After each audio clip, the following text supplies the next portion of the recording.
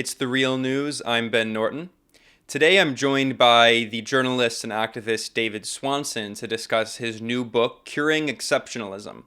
It's a very detailed book looking at U.S. exceptionalism, American exceptionalism, the idea that the United States is the best country in the world and unique. It's perhaps the best country in human history with no parallel. And David Swanson is very well prepared to discuss this issue. He's a journalist, activist, organizer, and educator. He's also the director of the peace group World Beyond War, and he's the host of Talk Nation Radio. This is his latest book. He has several books out, most recently including War is Never Just, The Military-Industrial Complex at 50, and War is a Lie. Thanks for joining us, David. Great to be here, Ben. Thank you. So let's go ahead and just jump right in here. The book is called Curing Exceptionalism, and you begin the book saying, quote, U.S. exceptionalism, the idea that the United States of America is superior to other nations, is no more fact-based and no less harmful than racism, sexism, and other forms of bigotry. The purpose of this book is to persuade you of that statement. Can you persuade us? I can try. I can push some people's viewpoints somewhat in that direction, to be sure. The first part of the book is a lot of statistics, is really an effort to find any empirically measurable way in which the United States actually is the greatest nation on earth.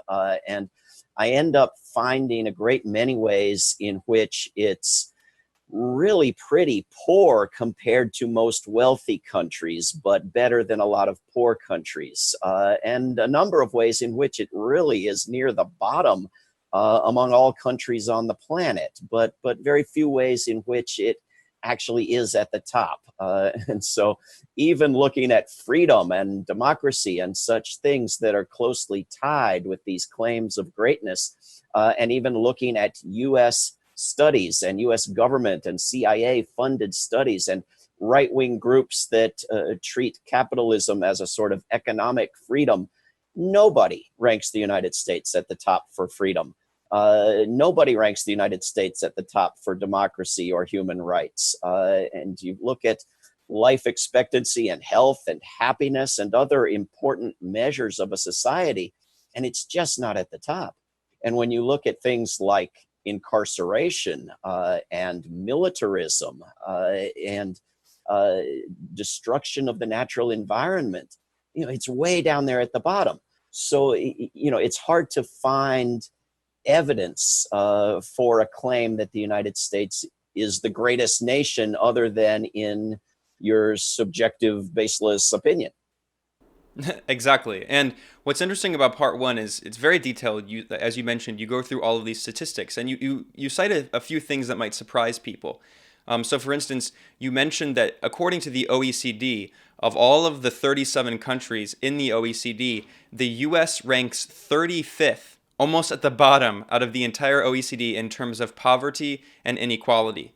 And then you also mentioned a report that did not get much attention, it should have, last year from the United Nations Special Rapporteur on Extreme Poverty, in which United Nations experts went to particularly the south of this country, but not just the south, throughout the U.S., and looked at the extreme levels of poverty, some of which approach formerly colonized nations. I mean, this is, the largest imperial country in the world, the U.S., but we have poverty in parts of this country that resemble the kind of underdeveloped, overexploited parts of the global south that were colonized. And then also what's interesting is you cite Reporters Without Borders. And as a journalist, this is something I'm very aware of.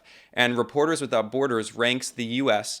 as 43rd in terms of press freedom. That is 43rd, nowhere even close to the top. So can you speak about maybe some more statistics that might surprise Americans who, even if they're critical of the government, they may not realize that on the international stage, the U.S. is nowhere near the top? Yeah, I mean, we've sort of grown used to these contradictions of all these wars for freedoms where we noticeably lose freedoms in the process. But it's worthwhile, I think, obviously, since I've done this in the first of the four sections of the book, to compare the United States with other countries and find that if you're going to yell and scream about how free your freedom is, you really shouldn't be in the United States. You should be in another country. This is as well as with education and with infrastructure and with environmental sustainability and all these other measures. There are many where the United States does well in comparison with a lot of very poor countries, but does miserably in comparison with wealthier countries. And I think in the age of de Tocqueville and, in centuries gone by, there were ways in which the United States was doing better than other countries in economic equality and in education and in the percentage of the population allowed to vote and so forth. But these are bygone eras that have no resemblance to the current state of affairs. And yet, exceptionalist thinking is reluctant to drop claims of superiority just because they haven't existed for decades or centuries. Yeah, and this is actually a good segue. In part two of the book, you discuss exceptionalist thinking and you discuss the ideology behind American exceptionalism, after spending the entire first part empirically showing why this is ultimately based on false pretenses, that the U.S. is not exceptional, except in, as you mentioned, incarceration, where the U.S. has less than 5% of the global population, but more than 25% of the world's prisoners, and of course militarism. So can you talk about what you think is the basis for exceptionalist thinking?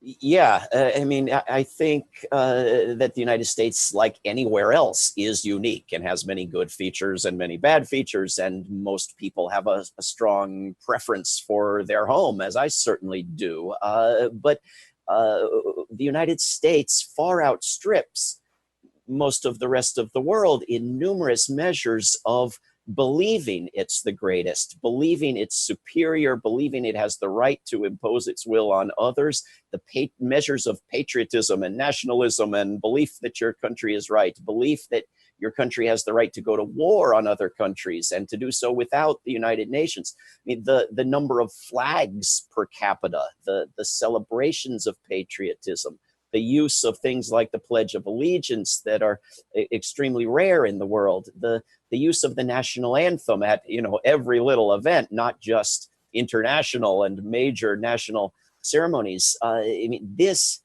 doesn't seem to correspond to what we saw in the first part of the book. I mean, you would think that if the United States really were the greatest at everything, then it ought to have the greatest patriotism and sense of superiority. And yet it does have the greatest sense of patriotism and superiority, and really a religious belief in it that doesn't rely on facts in any way, and is almost its own religion with a missionary sense of needing to export it to others, to bomb other countries, to spread democracy, to impose its will on other countries, and to refuse to look to other countries for what they might have to offer. So the thinking part is completely separated from the reality. And then, of course, this has a political utility. There's a reason that this kind of hyper nationalist, exceptionalist worldview is so popular among not just the Republicans, but the Democratic Party as well. And that is that this is how you can unify the body politic behind all of these unpopular wars, behind many of these unpopular policies, is the idea that, well, we may be on the wrong track at the moment. Ultimately, we're still the good guys, we still are exceptional, and we're still benevolent at heart. So can you talk about how this is not just an ideology that propagates from the bottom up, it's actually the exact opposite. It's explicitly an ideology that comes from the top down. Can you talk about how this is encouraged politically so the government can justify many of these unpopular actions? Yeah, this is not a harmless, victimless ideology where it's just people loving their country and thinking it's better than other countries and leave them alone with their delusion. Who cares? This is this is to get to the third part of the book. This is an ideology that does a great deal of damage, including, as you've mentioned, mobilizing people in support of wars against enemies, and thereby distracting people from domestic issues of injustice. It does a great deal of damage to the United States in terms of turning away what other countries have to offer. I mean, there's a great deal to be gained, not lost, by identifying with and sympathizing with and learning from the rest of the world, the United States turns away emergency aid when it has a hurricane and other countries offer aid. I mean, the national pride is more important than saving people's lives to the US government.